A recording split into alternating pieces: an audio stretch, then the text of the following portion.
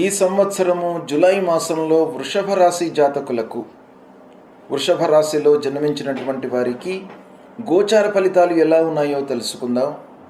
ముందుగా వృషభ రాశిలో జన్మించినటువంటి వారికి సూర్యుడు 2-3 స్థానాలలో సంచరిస్తున్నాడు. రెండవ స్థానంలో సంచరించడం ప్రతికూలంగా ఉంటుంది. తదనంతరం 3వ స్థానంలోకి ప్రవేశిస్తున్నాడు. మాసం చివరి వరకు కూడాను 3వ స్థానంలో సంచరిస్తున్నాడు, అనుకూలంగా ఉన్నాడు.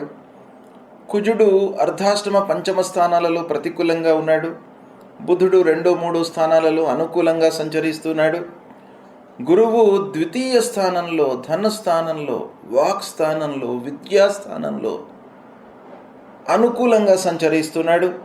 శుక్రుడు జన్మస్థానంలో సంచరిస్తున్నాడు, అనుకూలంగా ఉన్నాడు. శనీశ్వరుడు ఏకాదశ స్థానంలో సంచరిస్తున్నాడు, చాలా అనుకూలంగా ఉన్నాడు. రాహువు దశమ స్థానంలో కొంత ప్రతికూలంగా ఉన్నాడు. కేతువు అర్ధాష్టమ స్థానంలో ప్రతికూలంగా ఉన్నారు. ఈ విధంగా గ్రహస్థితి ఉంది, ఈ స్థానాలలో సంచరిస్తున్నాయి. అయితే ఓవరాల్గా మనం చూసినట్టయితే గురువు, శని ప్రధానమైనటువంటి గ్రహాలు అనుకూలంగా ఉన్నాయి. మాస ఫలితం పైన ప్రభావాన్ని చూపించేటువంటి గ్రహాలు సూర్యుడు, బుధుడు, శుక్రుడు కూడాను అనుకూలంగా ఉన్నారు. కాబట్టి ఓవరాల్గా మనం చూసినట్టయితే వృషభ రాశి వారికి ఈ జూలై మాసము బాగా కలిసి వస్తుంది. అనుకూలమైనటువంటి ఫలితాలు ఎక్కువగా ఉండేటువంటి అవకాశాలు ఉన్నాయి. కాబట్టి ఈ గ్రహస్థితిని, ఈ సంచారాన్ని మీరు సద్వినియోగపరుచుకున్నట్టయితే సత్ఫలితాలను పొందేటువంటి అవకాశం బాగా ఉంది. అయితే ఈ గ్రహస్థితి మూలకంగా ప్రారంభించినటువంటి పనులన్నీ కూడాను మీరు సకాలంలో పూర్తి చేయగలుగుతారు. అంటే అనుకున్నటువంటి సమయంలో వాటిని పూర్తి చేయడం మూలకంగా ఆర్థికపరమైనటువంటి బెనిఫిట్స్ పొందేటువంటి అవకాశాలు బాగా ఉన్నాయి. లాభదాయకంగా ఉంటుంది. పూర్వము పెట్టినటువంటి పెట్టుబడులకు ఈ సమయంలో మీరు ప్రతిఫలాలను పొందేటువంటి అవకాశం బాగా ఉంది. వ్యాపారస్తులకు ముఖ్యంగా ఈ మాసం బాగా కలిసి వస్తుంది, అనుకూలంగా ఉంది. కొత్త వ్యాపారము చేయాలి అనేటువంటి మనస్తత్వానికి ఈ మాసం బాగా సహాయకారిగా ఉంటుంది. ఇక ఉద్యోగస్తులు ఉద్యోగంలో చాలా సంతృప్తిగా ఉంటారు. చదువు పూర్తి చేసుకున్నటువంటి వారు, ఉద్యోగ ప్రయత్నంలో ఉన్నటువంటి వారికి కూడాను ఈ మాసం బాగా కలిసి వస్తుంది. ఉద్యోగ ప్రయత్నాలు ఫలిస్తాయి. కొత్త ఉద్యోగంలో చేరేటువంటి అవకాశాలు బాగా కనబడుతున్నాయి. ఆదాయం సంతృప్తికరంగా ఉంటుంది. ధనస్థానంలో బృహస్పతి సంచారము, వాక్ స్థానంలో సంచారము, కుటుంబ స్థానంలో సంచారము కనుక ఆత్మీయులతో, కుటుంబ సభ్యులతో మీరు చాలా సంతృప్తిగా ఉంటారు. ఆప్యాయంగా ముందుకు వెళ్తారు. మీ మాట పలుకుబడి మూలకంగా చాలా పనులు నెరవేరేటువంటి అవకాశాలు బాగా కనబడుతున్నాయి.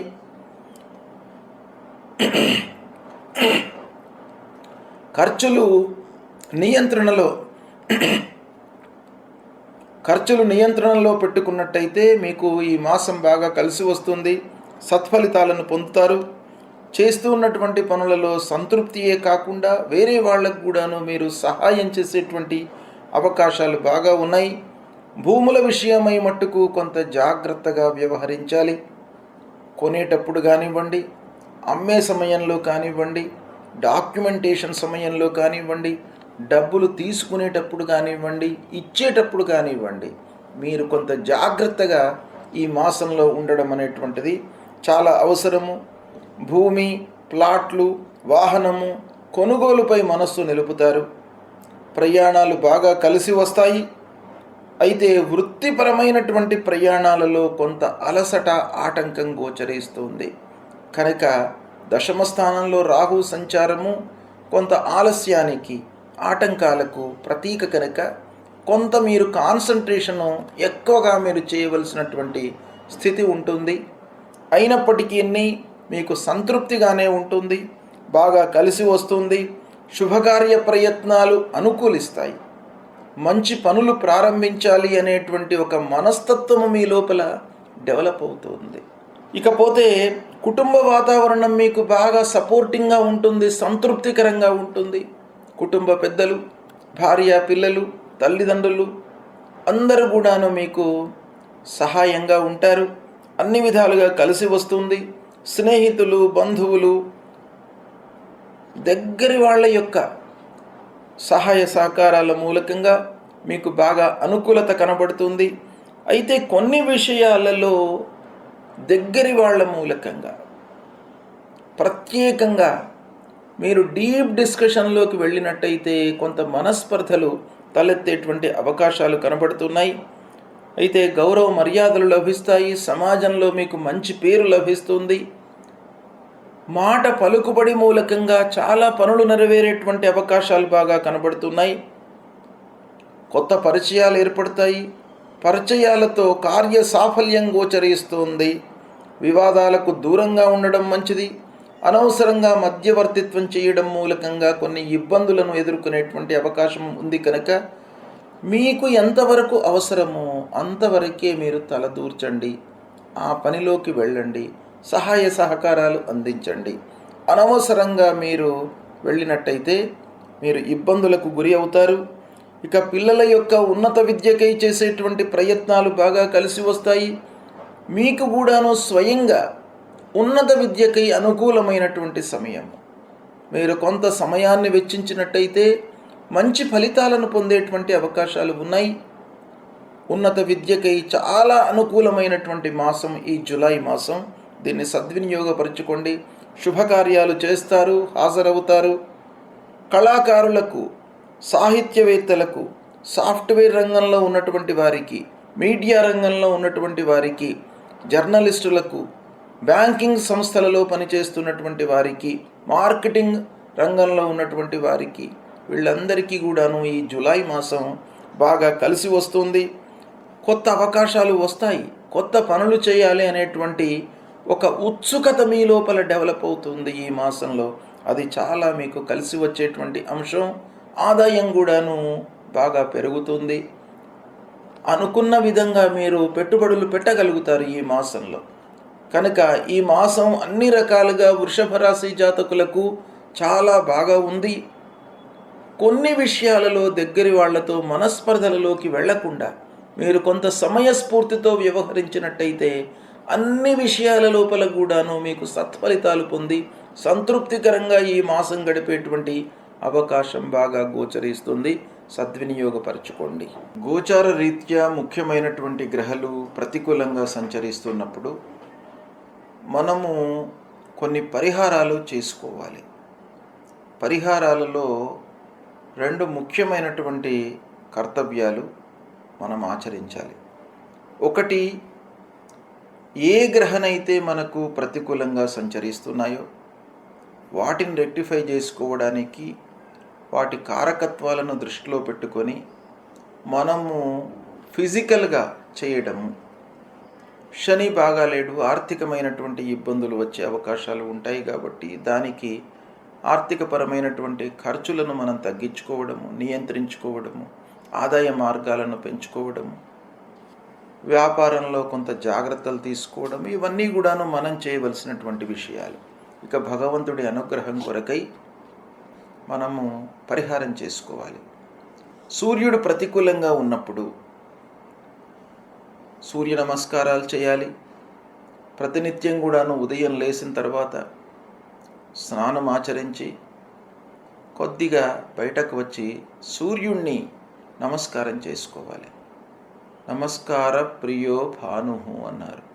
కాబట్టి కేవలము సూర్యుడికి నమస్కారం చేయడం మూలకంగానే మీకు సూర్యుడు అనుగ్రహిస్తాడు, ఆరోగ్యాన్ని ఇస్తాడు, మీ లోపల శక్తిని ఇస్తాడు. కాబట్టి ప్రతినిత్యం కూడాను సూర్య నమస్కారాలు చేస్తే మీకు అన్ని రకాలుగా ఆరోగ్య సమస్యలు లేకుండా మిమ్మల్ని ఆ సూర్యనారాయణుడు కాపాడుతాడు.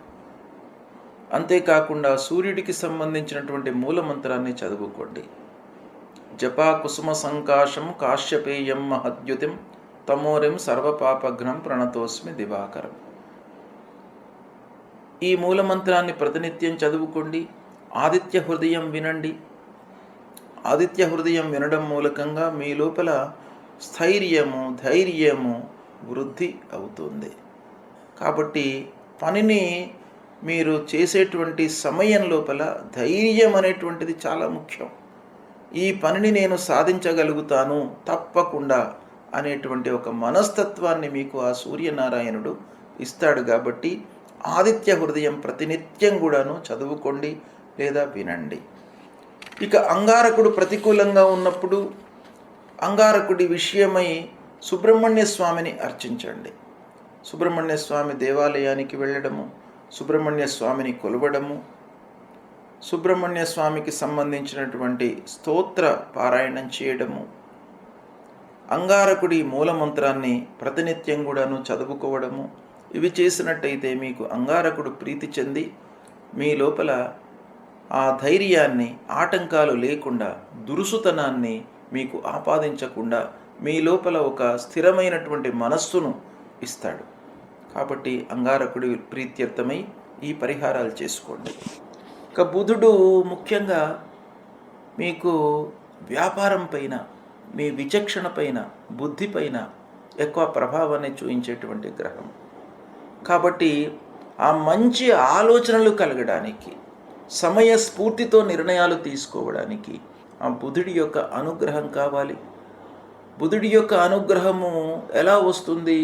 మీరు విష్ణుమూర్తిని ప్రతినిత్యం కూడాను కీర్తించడము, జపించడము, స్తోత్రం చేయడము, పూజించడం మూలకంగా మీకు కలుగుతుంది. కనుక ప్రతినిత్యము విష్ణు సహస్రనామ పారాయణం చేసుకోండి. తద్వారా మీకు ఒక సుఖమయమైనటువంటి జీవనాన్ని ఇస్తాడు ఆ నారాయణుడు. కాబట్టి ఆ బుధుడి ప్రీతి కొరకై విష్ణు సహస్రనామ పారాయణం చేయండి. ప్రతినిత్యము చేయండి. వీలు కానట్టయితే వారానికి ఒకసారైనా కూడాను చేయండి లేదా వినండి. విష్ణు సహస్రనామాలు విన్నట్టయితే మీ స్థితి లోపల, మీ ఉనికి లోపల ఇబ్బంది లేకుండా మిమ్మల్ని కాపాడుతాడు.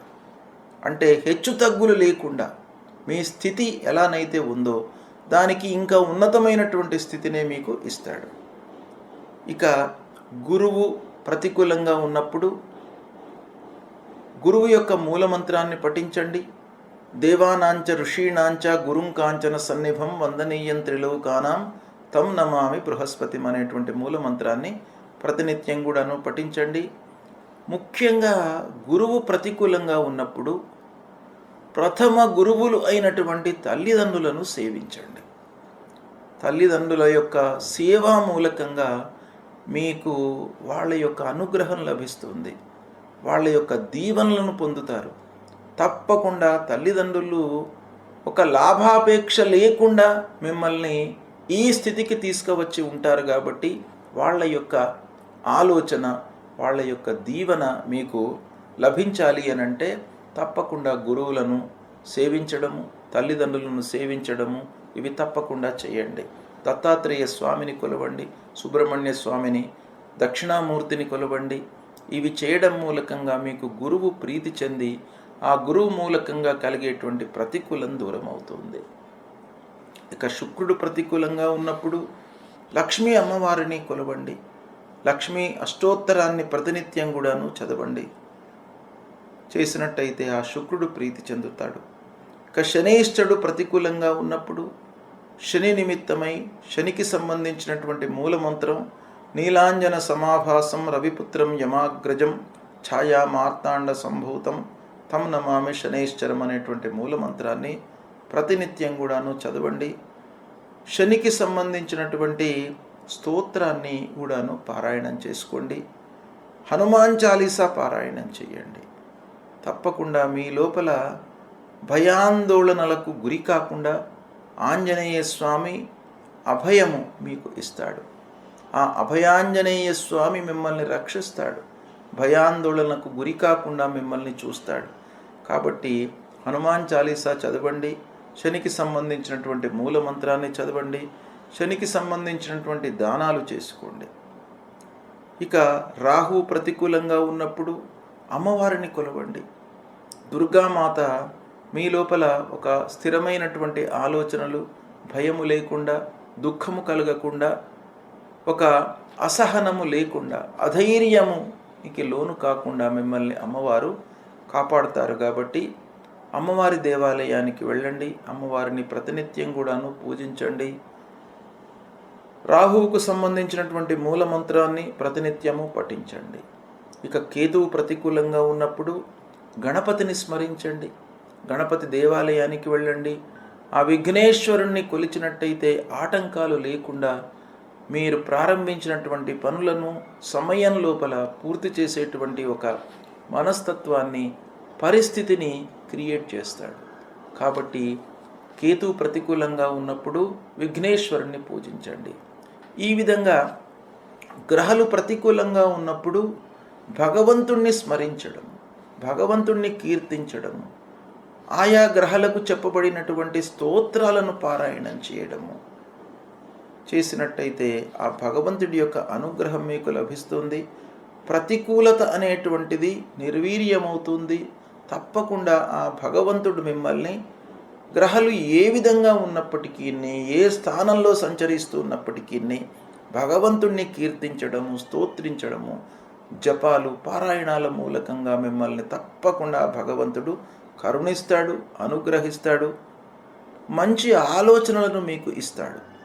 కాబట్టి ఆ భగవంతుణ్ణి తప్పకుండా మీరు స్మరించండి, కీర్తించండి, శుభ ఫలితాలను పొందుతారు. ఈ జూలై మాసంలో ముఖ్యమైనటువంటి పండుగలను వివరిస్తాను. ఏ ఏ రోజులలో ముఖ్యమైనటువంటి పండుగలు వస్తున్నాయి, వాటిని ఆచరించడం మూలకంగా మనకు ఎలాంటి ఫలితాలు కలుగుతాయి, ఋషులు దర్శించి మనకు పండుగలను నిర్ణయించారు. మన ఉన్నతి కొరకు, మనము సుఖమయమైనటువంటి జీవితాన్ని గడపడానికి పండుగలు నిర్దేశించడం జరిగింది. కాబట్టి ఈ పండుగలను ఆచరించి సుఖమయమైనటువంటి ఫలితాలను పొందాలి. అయితే ఈ నెలలో, ఈ జూలై మాసంలో 6వ తారీఖు 6 జూలై 2025 ఆదివారం ఏకాదశి. ఈ రోజున ఉదయం 5:47 పునర్వసు కార్తీ ప్రవేశమైంది. కార్తులు ముఖ్యంగా వ్యవసాయదారులకు చాలా ముఖ్యమైనటువంటివిగా భావిస్తారు. కార్తులను దృష్టిలో పెట్టుకొని వ్యవసాయ పనులు చేస్తారు, సత్ఫలితాలను పొందుతారు. చాలా ఏళ్ల నుంచి కూడాను కార్తులు అనేటువంటివి వ్యవసాయదారులకు వర్షము, పంటలు, వాళ్ళు చేసేటువంటి కర్తవ్యాలు ఇవన్నీ కూడాను కార్తులను దృష్టిలో పెట్టుకొని వాళ్ళు చేస్తుంటారు. గనక పునర్వసు కార్తీ 6వ తారీఖు ఉదయం పూట ప్రవేశించింది. అదే రోజున సర్వేషాం దేవశయన తొలి ఏకాదశి. సర్వేషాం అంటే మనకు 3 మతాలు ఆచారంలో ఉన్నాయి, సాంప్రదాయాలు ఆచారంలో ఉన్నాయి, అందరూ కూడాను పాటిస్తున్నారు. స్మార్త సాంప్రదాయము, వైష్ణవ సాంప్రదాయము, కేవల వైష్ణవ సాంప్రదాయము, భాగవత సాంప్రదాయము, ఇలా ఈ సాంప్రదాయాలు మనకు ఆచారంలో ఉన్నాయి. అయితే అందరికీ కూడాను 6వ తారీఖు తొలి ఏకాదశి అవుతుంది. ఈ తొలి ఏకాదశితో చాతుర్మాస్యాలు ప్రారంభమవుతాయి.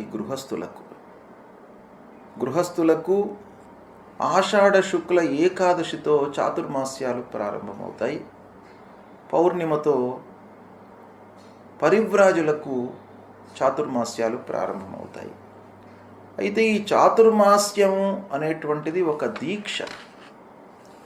ఈ 4 మాసాలు దీక్షలో ఉంటారు గృహస్థులు.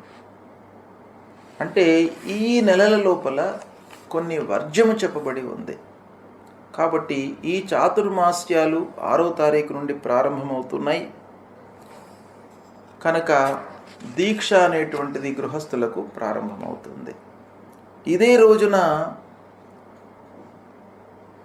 పండరీపూర్లో ఉన్నటువంటి పాండురంగుణ్ణి దర్శించడానికై భక్తులు వెళుతూ ఉంటారు ఏకాదశి రోజున. అది కూడాను ఈ రోజునే ప్రారంభమవుతుంది. ఇక దాని తర్వాత 10వ తారీఖు నాడు ఆషాఢ పూర్ణిమ. ఇది గురు పూర్ణిమ. గురువు మనకు త్రిమూర్తి స్వరూపుడు. జ్ఞానము, బుద్ధి, ప్రజ్ఞ అన్నిటినీ కూడాను మనకు ఇచ్చినటువంటి వ్యక్తి గురువు. మోక్షాన్ని పొందడానికి కూడాను మనకు ఒక మూల మంత్రాన్ని ప్రసాదించినటువంటి గురువు. ఆ గురువును ఉద్దేశించి గురు పూజ చేయడానికై ప్రత్యేకంగా ఒక రోజు నిర్ణయం చేశారు మన ఋషులు. అదే ఆషాఢ పూర్ణిమ. ఆషాఢ పూర్ణిమ రోజున ప్రతి వాళ్ళు కూడాను వాళ్ళ యొక్క గురువును పూజించాలి. విద్యా గురువు కానివ్వండి, జ్ఞానాన్ని ప్రసాదించడానికి ఎవరైతే మనకు మూలమంత్రాన్ని ఉపదేశించారో అలాంటి గురువును, తర్వాత దత్తాత్రేయ స్వామిని, దక్షిణామూర్తిని, ఇలా గురువును పూజించడానికై మనకు ప్రత్యేకంగా ఆషాఢ పూర్ణిమ గురు పూజోత్సవం జరుపుకోవాలి అనేటువంటి ఉద్దేశంతో ఆషాఢ పూర్ణిమ రోజున మనకు ఋషులు నిర్దేశించారు గనక ఆ రోజున మనము అందరం కూడాను గురువులను పూజించాలి. అది 10వ తారీఖు నాడు వస్తుంది. ఇక 14 జూలై సంకష్టహర చతుర్థి వ్రతం. ఈ సంకష్టహర చతుర్థి వ్రతాన్ని ఆచరించడం మూలకంగా మనము ఇబ్బందులను ఎదుర్కొంటున్నటువంటి అన్ని ఇబ్బందులు కూడాను ఈ వ్రతము ఆచరించడం మూలకంగా దూరం అవుతాయి. అంటే ఈ వ్రతములోనే మనకు ఈ పేరులోనే ఉంది సంకష్టహర చతుర్థి వ్రతం. సంకటహర చతుర్థి వ్రతం అన్ని సంకటాలను, ఇబ్బందులను దూరం చేసేటువంటి వ్రతం సంకష్టహర చతుర్థి వ్రతం. ఇది 14వ తారీఖు నాడు వస్తుంది. ఈ వ్రతం యొక్క విధానం ఏంటంటే ఉదయం నుండి కూడాను మనం ఉపవాసంతో ఉండి గణపతిని ప్రార్థించి గణపతికి షోడశోపచార పూజ, అభిషేకము, పారాయణాలు చేసి చంద్రోదయం తర్వాత అంటే చంద్రుణ్ణి చూసిన తర్వాత, ఈరోజు చంద్రోదయము రాత్రి 9:42 ఉంది. ఆ 9:42 తర్వాత మనము మళ్ళీ భోజనం చేయాలి. ఇది ఈ వ్రతం యొక్క విధానం. అంటే ఉదయం నుంచి కూడాను ఉపవాసంతో ఉండి చంద్రుణ్ణి దర్శించిన తర్వాత ఉపవాస దీక్ష వదిలి అప్పుడు మనం భుజించడము, తర్వాత ఈ గణపతిని స్మరించడము, అభిషేకం చేయడము ఈ వ్రతానికి సంబంధించినటువంటి విధానము. దీన్ని మనము పాటించడం మూలకంగా కష్టాల నుండి బయటపడతాము, ఇబ్బందుల నుండి విముక్తులమవుతాము. మనకు ఆ గణపతి అభయాన్ని ఇస్తాడు. అంటే ఒక వరద గణపతి, అంటే మనము కోరినటువంటి కోరికలను తీరుస్తాడు, అభీష్ట కార్యసిద్ధి కలుగుతుంది. ఇక 16వ తారీఖు నాడు కర్కాటక సంక్రమణ. కర్కాటక సంక్రమణ సాయంత్రం 5:32 ప్రవేశిస్తుంది. దీని తర్వాత దక్షిణాయనం ప్రారంభమవుతుంది. కర్కాటక సంక్రమణతో దక్షిణాయనం ప్రారంభమవుతుంది. మకర సంక్రమణతో ఉత్తరాయణం ప్రారంభమవుతుంది. కనుక ఈ దక్షిణాయనం ప్రారంభమైన తర్వాత కొన్ని ముఖ్యమైనటువంటి పనులు నిషిద్ధమని శాస్త్రం చెప్పింది. దక్షిణాయనంలో ఉపనయనాది కార్యక్రమాలు పనికిరావు, చాతుర్మాస్యం లోపల కూడాను వివాహాది శుభకార్యాలు పనికిరావు అని కొంత చెప్పబడినప్పటికీ కొంతమంది ఋషులు కొన్ని ప్రత్యేకమైనటువంటి మాసాలు పనికి వస్తాయి అనేటువంటి విషయం కూడాను ఉంది గనక చాతుర్మాస్యాల లోపల శ్రావణ మాసం ఆచారంలోకి వచ్చేసింది. శ్రావణ మాసంలో వివాహాది శుభకార్యాలు చేస్తున్నారు. అయితే ఈ కర్కాటక సంక్రమణతో దక్షిణాయనం ప్రారంభమవుతుంది. సంక్రమణ ప్రారంభమైన తర్వాత ఉదయం నుండి ఈ ప్రవేశం వరకు సంక్రమణ పుణ్యకాలం ఉంటుంది. ఈ పుణ్యకాలం లోపల పితృదేవతలను ఉద్దేశించి తర్పణాదులు సమర్పించినట్టయితే పితృదేవతలు ప్రీతి చెంది మనను అనుగ్రహిస్తారు. కనుక ఈ సంక్రమణ రోజున నదీ స్నానం కానీ, దగ్గర ఉన్నటువంటి ఏదైనా కూడా తటాకానికి కానీ వెళ్ళి స్నానం ఆచరించి పితృదేవతల ప్రీత్యర్థమై తర్పణాలు మనం వదిలినట్టయితే ఆ పితృరూపంలో, భగవంతుని రూపంలో ఉన్నటువంటి ఆ పితృదేవతలు మనము అనుగ్రహిస్తారు. ఇక తర్వాత 23 జూలై మాస శివరాత్రి. ప్రతి మాసం లోపల కూడాను అమావాస్య ముందు వచ్చేటువంటి చతుర్దశి, ప్రదోష నిషేధ కాలంలో ఉన్నటువంటి ఆ చతుర్దశి మనము మాస శివరాత్రి అంటాము. మాస శివరాత్రి చాలా శివునికి అత్యంత ప్రీతికరమైనటువంటి రోజు. కాబట్టి ఆ మాస శివరాత్రి రోజున శివుణ్ణి అర్చించి అభిషేకం చేసి సాయంకాలం వరకు ఉపవాసము ఉండి, సాయంకాలము మళ్ళీ ప్రదోషకాలం లోపల ఆ శివుణ్ణి అర్చించి భోజనం చేసినట్టయితే ఆ శివుని యొక్క అనుగ్రహం కలుగుతుంది, అపమృత్యు దోషము దూరమవుతుంది, ఆయురారోగ్య ఐశ్వర్యాలు వృద్ధి అవుతాయి అని మనకు శాస్త్రం చెప్తుంది. తర్వాత 24వ తారీఖు నాడు అమావాస్య, దర్శ అమావాస్య, ఆషాఢ అమావాస్య. ఈ అమావాస్యను చుక్కల అమావాస్య అని కూడా అంటారు. ఈ అమావాస్య, ప్రతి అమావాస్య రోజున దర్శ అమావాస్య పితృదేవతల ప్రీత్యర్థమై తర్పణాలు వదిలినట్టయితే పితృదేవతలు ప్రీతి నొందుతారు. షణ్ణవతి శ్రాద్ధాల లోపల ఇవన్నీ కూడాను చెప్పబడి ఉన్నాయి. కాబట్టి ఇవన్నీ కూడాను మానవాళి అభివృద్ధి పథంలో ఉండాలి, ఒక సక్రమమైనటువంటి మార్గంలో ఉండాలి అనేటువంటి ఉద్దేశంతో ఋషులు దర్శించి మనకు కల్పించినటువంటి పండుగలు. వీటిని మనం ఆచరించడం మూలకంగా సత్ఫలితాలను పొందుతారు. ఇక 25 జూలై నుండి శ్రావణ మాసం ప్రారంభమవుతుంది. శ్రావణ మాసంలో శివనక్త వ్రతారంభము, శివుడి ప్రీత్యర్థమై నక్త వ్రతారంభము అంటే ఒక పూట భోంచేయడం, పగలంతా కూడాను ఉపవాసంతో ఉండి శివుణ్ణి అర్చించి సాయంకాలం భోంచేయడము. శివనక్త వ్రతారంభము శ్రావణ మాసం ప్రతిపదతో ప్రారంభమవుతుంది. అది 25 జూలై నుంచి ప్రారంభమవుతుంది. ఇక దాని తర్వాత 28 జూలై రోజున నాగుల చవితి, 29 జూలై నాగ పంచమి. ఇవి ఈ జూలై మాసంలో వస్తూ ఉన్నటువంటి ముఖ్యమైనటువంటి పండుగలు. వీటిని ఆచరించండి. శాస్త్రంలో చెప్పిన విధానంతో వ్రతాన్ని, సంక్రమణలను, పండుగలను ఆచరించి సత్ఫలితాలను పొంది సుఖమయమైనటువంటి జీవితాన్ని పొందడానికి అవకాశం ఉంటుంది. కాబట్టి వీటిని దృష్టిలో పెట్టుకొని ఆచరించండి. శుభం.